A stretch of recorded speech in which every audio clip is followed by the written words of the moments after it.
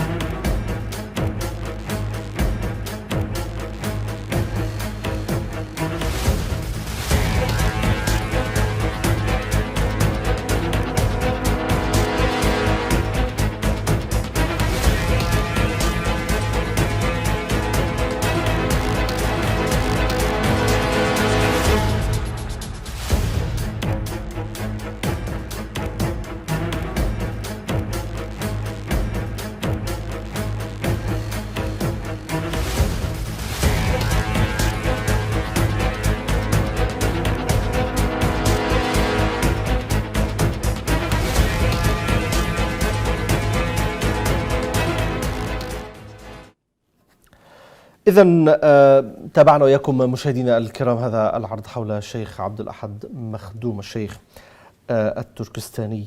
أعود إليك مرة أخرى شيخ محمود التركستاني وكيل جمعية علماء تركستان الشرقية. في البداية شيخ محمود، من هو الشيخ عبد الأحد مخدوم؟ عرفه لنا.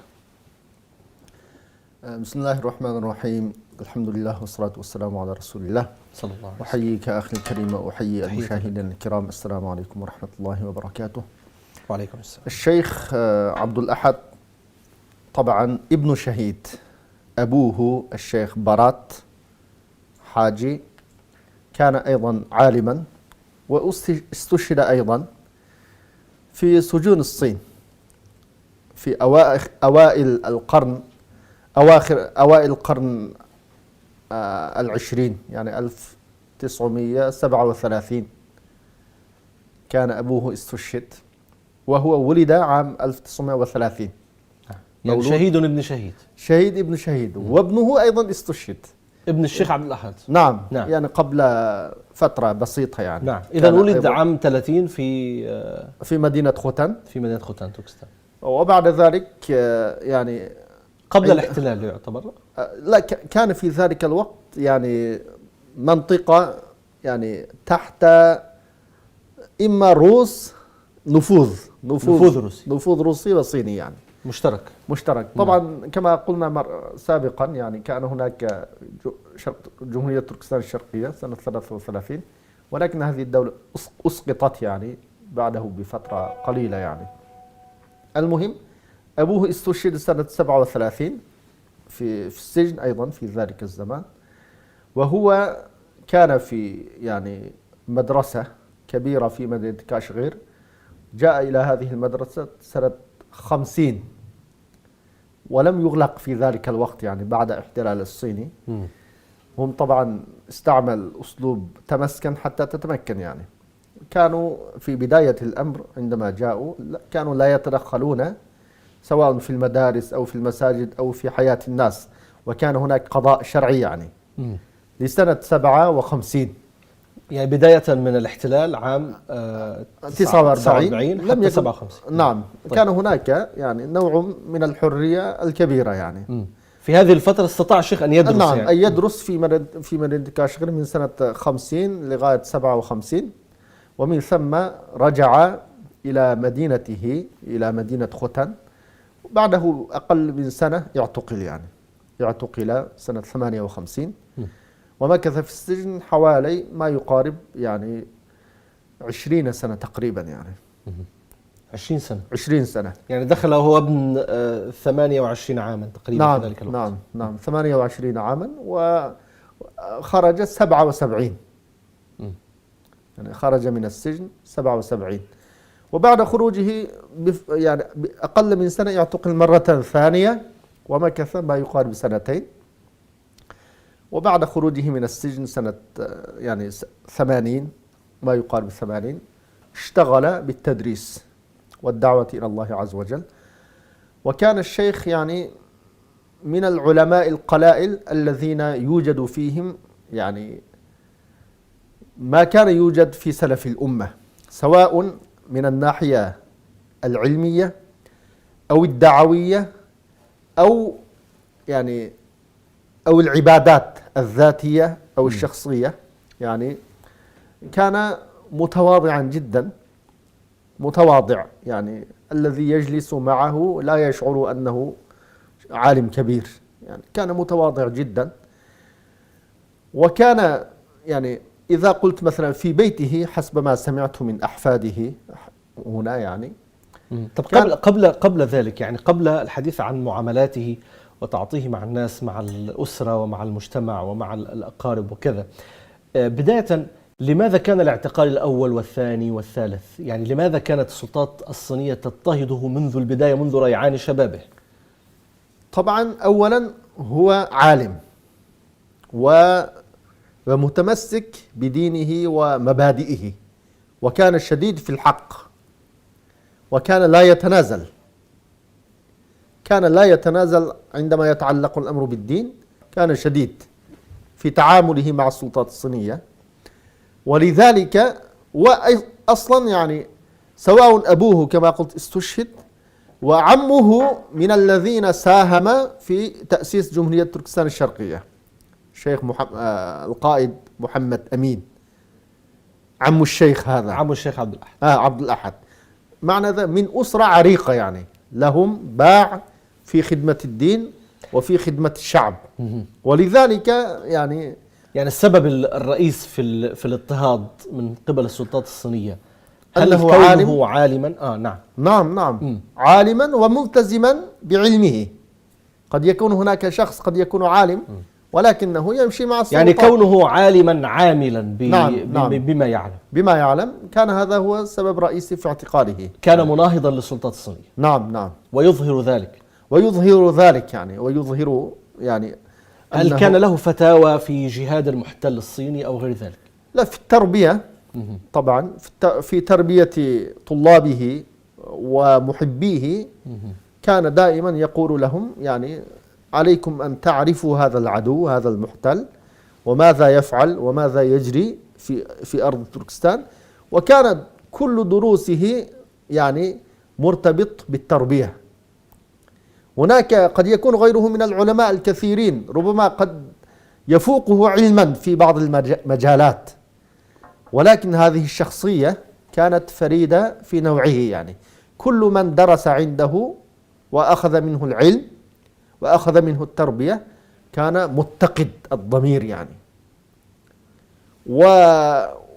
وكان متأثر جدا بأفكار الشيخ، ومن ثم ينطلق في الدعوة إلى الله عز وجل بقلوب مؤمنة بقضاء الله وقدره. كان دائما مثلا حسب ما سمعت من طلابه كان يدرس مثلا، يحكي لهم موقف بلال رضي الله عنه. أحد نعم، أحد رغم المعاناة الكبيرة. وكان يقول عندما يكون الوضع مثل بلادنا على العلماء هنا دائما يعني أن يكون قدوتهم بلال وإمام أحمد بن حنبل، لأن الدين يبقى بثبات العلماء بثبات العلماء، وإلا لا يبقى هنا دين. كان يعلم هذا يعني هذا ليس الأخذ بالرخصة يعني نعم فيما يتعلق نعم بالإكراه.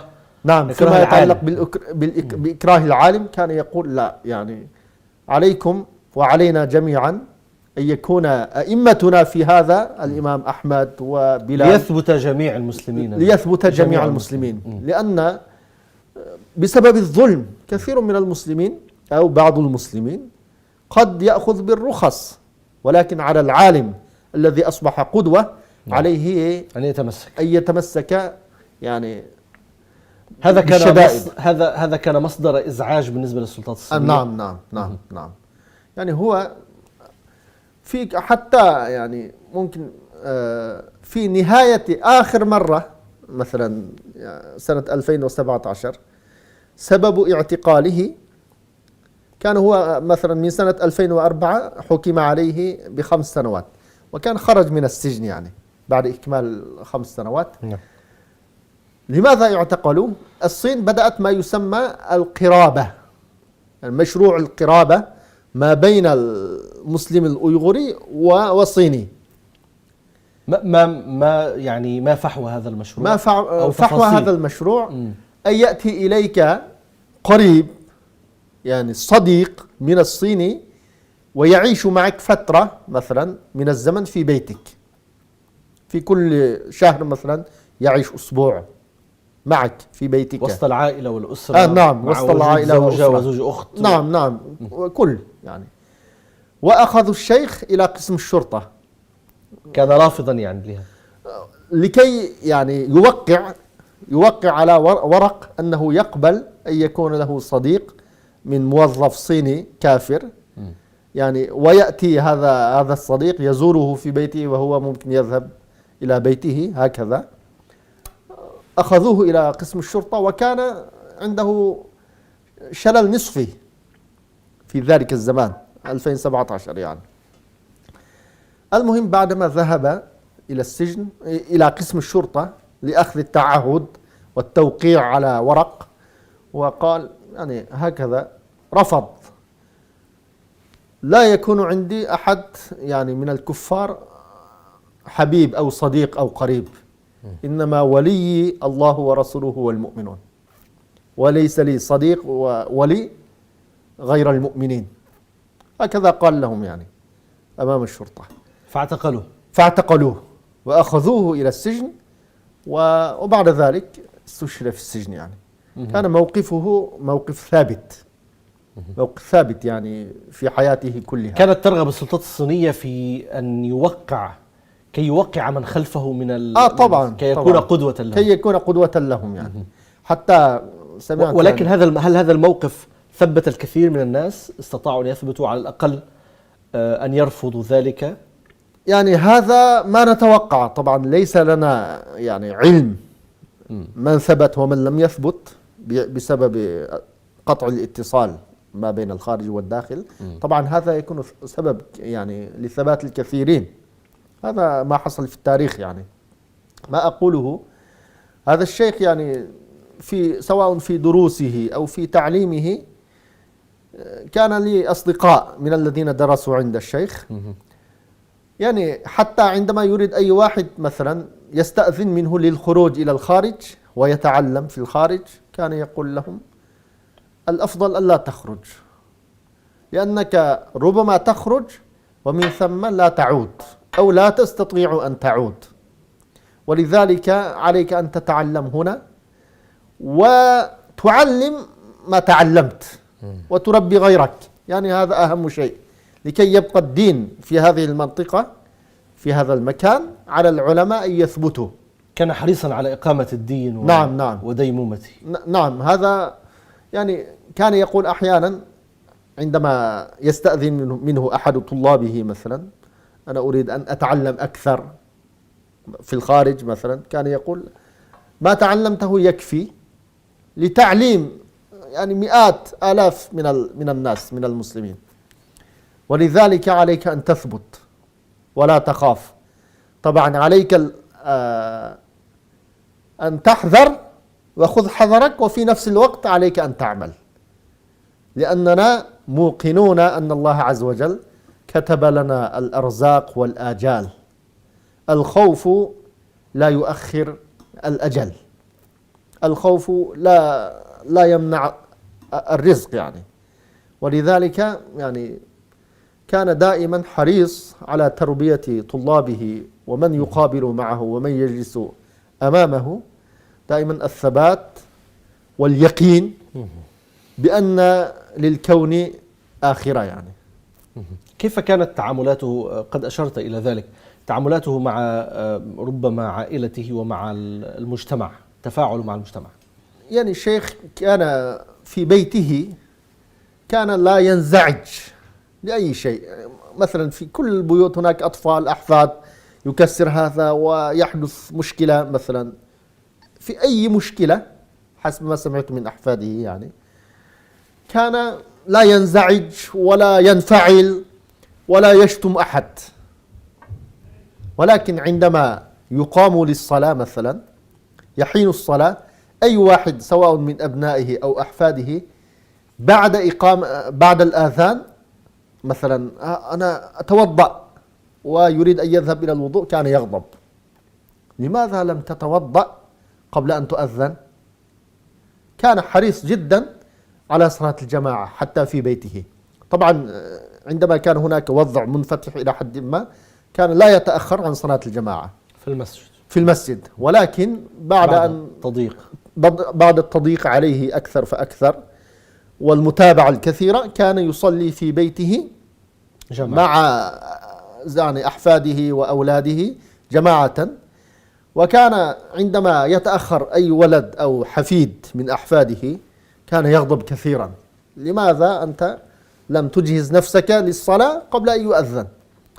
وكان حفيده أخبرني يعني كان الشيخ لا يغضب في أي شيء، ولكن عندما يتعلق الأمر بتأخير الصلاة عن وقته كان يغضب لله رحمه الله. يعني في بيته كان بيته يعني مأوى للناس. كان يأتيه من يستفتي ويأتيه يعني من عنده حاجة، كل الناس كان يأتي. وكان الشيخ يعني يقدم لمن أتى ما عنده في البيت، يعني كان يعني كريما لمن يأتي إلى بيته. وكان يقدم حتى يقول يعني إذا كان في فاكهة مثلا أمامه قد ينتهي الفاكهة قبل أن يمد الشيخ يديه إلى الفاكهة، يعني بسبب أولاد وأحفاد يعني ومن يزور الشيخ ممكن يتكلم أو يعلم أو يربي. ودائما كان الشيخ يعني في جيبه خبز بسيط، وكان في أغلب الأحيان كان يصوم. وكان يعني هناك مثلا الآن هنا الفجر الساعة 5 مثلا نقول، ممكن الدرس يبدأ عند الشيخ من الساعة 2 أو 2:30 ليلا. الطلاب يأتي إلى بيته ويتعلم. وكان الشيخ يعني دائما في تعاملاته في المجتمع مثلا، في تعاملاته في المجتمع كان عنده أخلاق، من الأخلاق يعني الوفاء لمن كان أحسن إليه. يعني هو كان عندما كان مسجون كان هناك بعض الناس مثلا كان يذهب إليه بأكل، يعني في السجن من منطقة بعيدة مثلا ما بين السجن والمنطقة قد يكون 50 كيلومتر في ستينات القرن الماضي يعني. وكان الشيخ يعني هذا الرجل توفي مثلا، وكان الشيخ لا يمر أسبوعين إلا يذهب إلى بيت هذا الشخص مثلا الذي أحسن إليه. طبعا أولاده وأحفاده موجودين، يذهب إليهم بهدايا، وكان يقول وفاء له يعني يذهب إليهم بهدايا، وكان يقول يعني أبوك أو يعني كان سببا لبقائي حيا، وإلا ممكن قد كنت أموت في السجن مثلا من الجوع، وأبوك كان يفعل كذا وكذا يعني. طيب الشيخ محمود، ونختم بذلك، لماذا أخرت السلطات الصينية خبر وفاته لمدة عام تقريبا؟ طبعا هي الظلم والجرم، يعني هذا إجرام، يعني هذا إجرام، وأصلا لم يسلم جثته، يعني حتى الآن لم يسلم جثته. لا، أسرته لا تعرف أين دفن الشيخ. قد يكون بسبب مكانة الشيخ في المجتمع، يعني الحكومة الصينية هل هذه الانتهاكات معممة على أئمة مسلمي تركستان الشرقية شيخ محمود، ونختم بذلك؟ طبعا هذه الانتهاكات معممة على من كان عالما وعاملا، ليس على الجميع. قد يكون هناك يعني بعض الأئمة نعم ممن باع دينه بدنيا غيره، يعني كما يقال. وفي النهاية أقول لنفسي وللعلماء، وكان الشيخ حسب ما أخبرني حفيده كان لا يترك صلاة التهجد بتاتا رحمه الله في أي الأحوال، يعني حتى يعني في أواخر أيامه قبل دخوله إلى السجن كان نصف مشلول، يعني ورغم ذلك كان لا يترك صلاة التهجد رحمه الله رحمة واسعة. أشكركم شكرا جزيلا فضيلة الشيخ محمود التركستاني، وكيل جمعية علماء تركستان الشرقية، كنت معنا في هذه الحلقة من برنامج مسلمون حول العالم. شكرا لكم. الله يبارك فيك. الشكر موصول لكم مشاهدينا الكرام على حسن وطيب المتابعة، وحتى نلتقي